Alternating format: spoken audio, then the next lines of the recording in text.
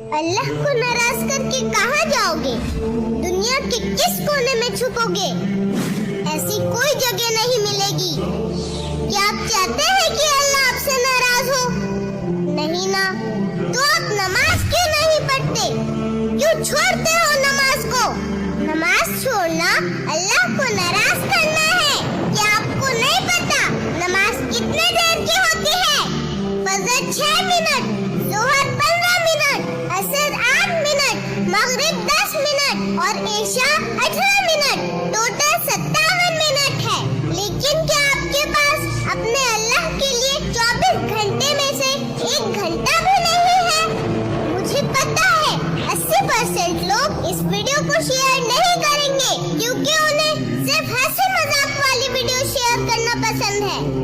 मेरे दोस्तों, पढ़ लो नमाज, मत करो अपने अल्लाह को नाराज।